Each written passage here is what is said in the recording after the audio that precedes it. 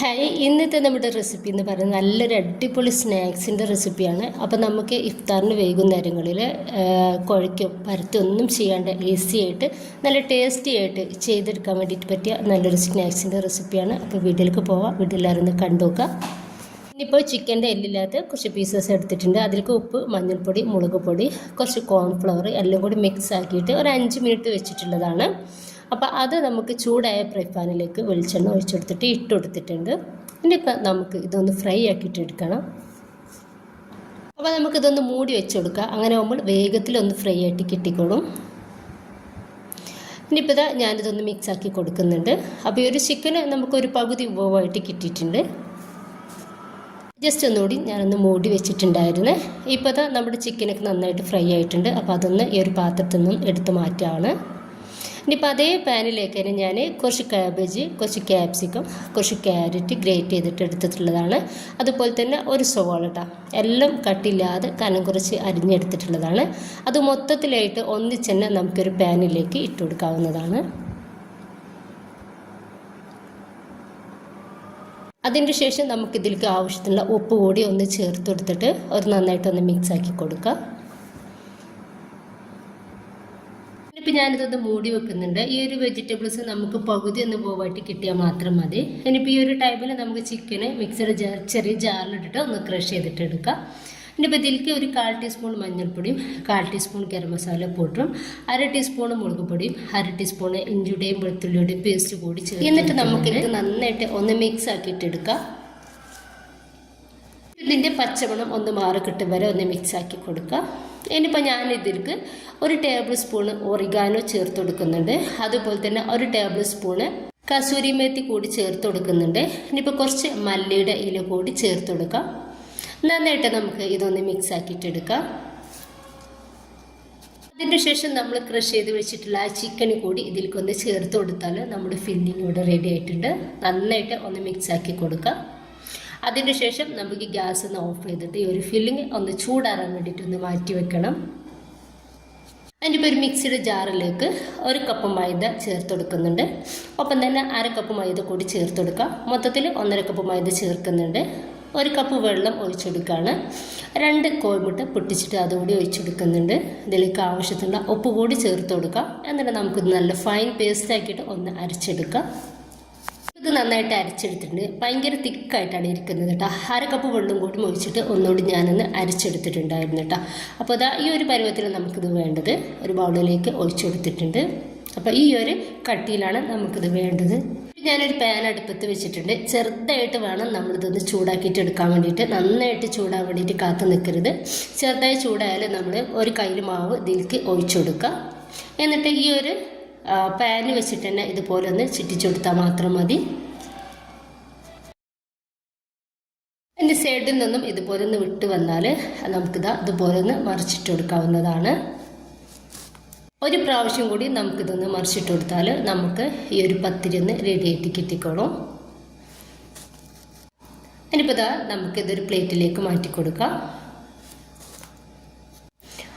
ബാക്കി പത്തിരി കൂടി നമുക്ക് ഇതുപോലെ തന്നെ ഒന്ന് റെഡിയാക്കിയിട്ട് എടുക്കാവുന്നതാണ്.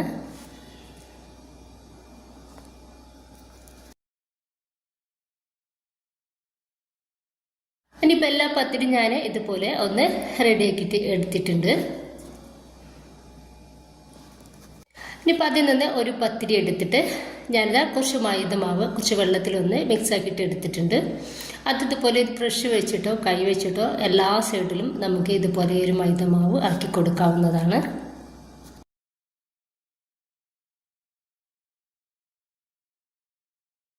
അതിനിപ്പോൾ ഈ നൈഫ് വെച്ചിട്ട് നമുക്ക് ഈ സെൻറ്ററിൽ ഇതുപോലെ ഈ ഒരു ഭാഗത്തേക്ക് ഒന്ന് കീറി കൊടുക്കാവുന്നതാണ്.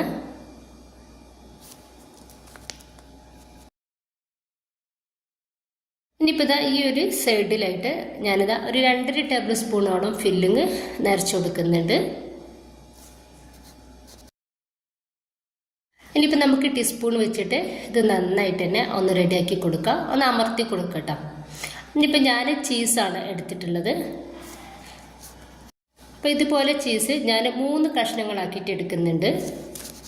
അപ്പോൾ അതിൽ നിന്ന് ഒരു കഷ്ണം ഇതിൻ്റെ മേലേക്ക് വെച്ച് കൊടുക്കുക. എന്നിട്ട് നമുക്ക് ഈ ഒരു സൈഡിൽ നിന്നും ഇതുപോലെ ഒന്ന് മടക്കി കൊടുക്കാം.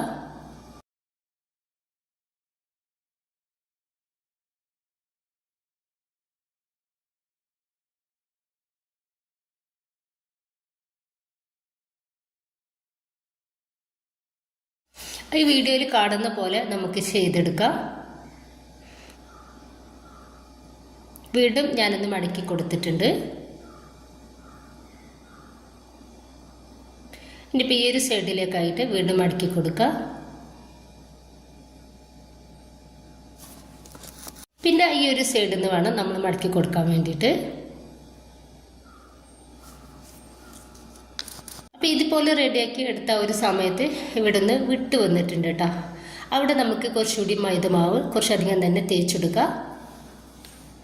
ഇനിയിപ്പോൾ നിങ്ങൾ റെഡിയാക്കിയിട്ട് അടുത്ത പത്തിരി ഇതുപോലെ റെഡിയാക്കിയിട്ട് എടുക്കുന്ന സമയത്ത് നമുക്ക് കുറച്ചധികം തന്നെ മൈദമാവ് തേച്ച് കൊടുത്താൽ നമുക്ക് ഇത് ഇങ്ങനെ റെഡിയാക്കിയിട്ട് എടുക്കേണ്ട ആവശ്യം വരില്ല. അപ്പോൾ ആദ്യം തന്നെ കുറച്ചധികം തന്നെ മൈദമാവ് ഒന്ന് റെഡിയാക്കി കൊടുക്കട്ടോ. ഇനിയിപ്പോൾ ഇതുപോലെ ഒന്ന് നന്നായിട്ട് പ്രസ്സാക്കി കൊടുക്കുക.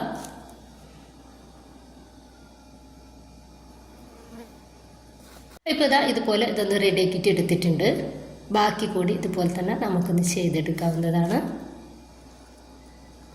അപ്പോൾ ഞാൻ മുഴുവനായിട്ട് തന്നെ ഇതുപോലെ റെഡിയാക്കിയിട്ട് എടുത്തിട്ടുണ്ട്.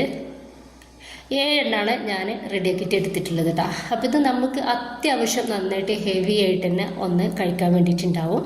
ഇനിയിപ്പോൾ ഞാൻ ഒരു പാനിലേക്ക് കുറച്ച് വെളിച്ചെണ്ണ ഒഴിച്ച് കൊടുക്കുന്നുണ്ട്. നമുക്കിത് ജസ്റ്റ് ഒന്ന് ഫ്രൈ ആക്കിയിട്ട് എടുക്കേണ്ടതുണ്ട്. അപ്പോൾ ഡീപ് ഫ്രൈ ചെയ്തെടുക്കുന്നില്ല, ഷാലോ ഫ്രൈ ചെയ്താണ് എടുക്കുന്നത്. അപ്പോൾ 2 എണ്ണം വീതം ഞാനൊരു പാനിലേക്ക് വെച്ച് കൊടുക്കുന്നുണ്ട്. എന്നിട്ട് നമുക്കിത് തിരിച്ചും മറിച്ചും ഇട്ടിട്ട് ഒന്ന് ഫ്രൈ ആക്കിയിട്ടെടുക്കാം. ഇതിൻ്റെ കളർ നമുക്ക് നന്നായിട്ട് മാറിക്കിട്ടണം. ആ ഒരു രീതിയിലാവുന്നത് വരെ ഒന്ന് ഫ്രൈ ആക്കിയിട്ടെടുക്കുക.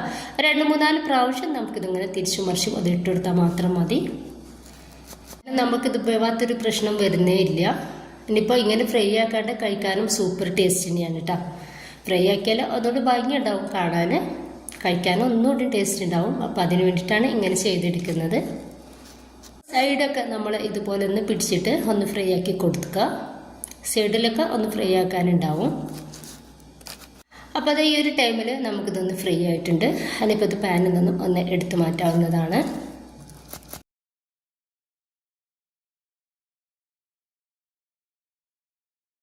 അപ്പോൾ മുഴുവൻ സ്നാക്സും ഞാനിതുപോലെ ഒന്ന് റെഡിയാക്കിയിട്ട് എടുത്തിട്ടുണ്ട്. ഈ ഒരു സ്നാക്സ് നമുക്ക് സിമ്പിളായിട്ട് വേഗത്തിൽ ഉണ്ടാക്കിയിട്ട് എടുക്കാൻ വേണ്ടിയിട്ട് പറ്റും. അപ്പോൾ എല്ലാവരും ഇതുപോലെ ഒന്ന് ട്രൈ ചെയ്ത് നോക്കാം. നിങ്ങളുടെ അഭിപ്രായങ്ങൾ കമൻ്റായിട്ട് അറിയിക്കുക.